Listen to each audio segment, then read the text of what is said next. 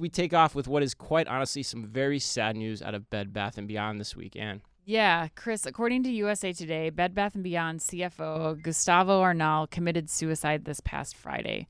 Harriet Edelman, independent chair of the Bed Bath & Beyond Inc. Board of Directors, had this to say, quote, "I wish to extend our sincerest condolences to Gustavo's family. Gustavo will be remembered by all he worked with for his leadership, talent, and stewardship of our company.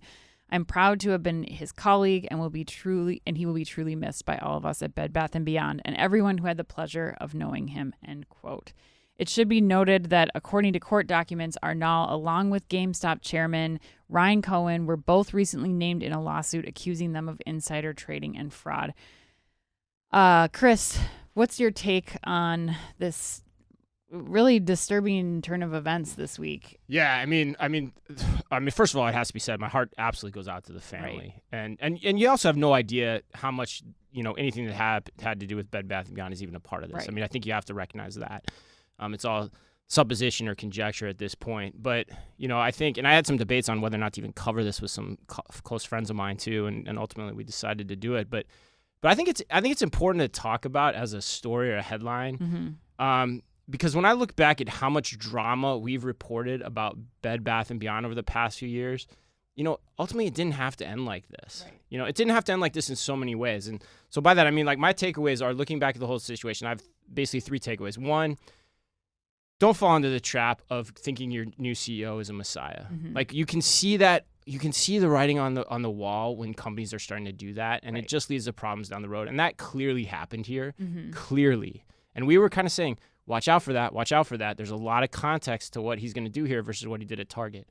Secondly, I think internal governance matters, particularly in terms of what you're paying these unproven executives. Like you talked about on a podcast a couple of months ago, just the millions of dollars these guys were making. But also the odd share buyback that they were making before they were even proving out what the strategy was going to be. And they were no way out of the woods too. And then third, I think the SEC has to step in at some point. The fact that Mr. Cohen could come in guns blaring, which I think was at the beginning of this year, if I remember right, or maybe last year, making claims like he did against the board, doing absolutely nothing to help the stock price, and then still somehow reap a huge profit, that sickens me. It sickens me. And two, it smells bad because you're a shareholder and you're selling out when there is nothing to be had there from the company. So that, in essence, is my takeaways from the story. I think it's a great microcosm for retail and the industry to look at, to get a lot of lessons from. Yeah, I mean, I was when this came out this weekend, it was, I don't know, I feel like it just was really, like I said, really jarring news. But I do think that more than anything, and like you said, I've been talking to a couple of friends about this too, and just who are in the trading business, who understand this too, and I think it shows that the SEC, like you mentioned, and our legal system, they have to get up to speed. The way that he was, he's communicating his, his tweets or whatever about, I'm going to go, we're going to turn this into a meme stock and we're going to do all this stuff, or I'm going to buy or I'm going to sell or whatever. That kind of communicate, the means by which all of this is going down is changing so quickly. The SEC and our legal system need to figure out a plan to more quickly adapt and regulate how this is all going down and how it's all taking place.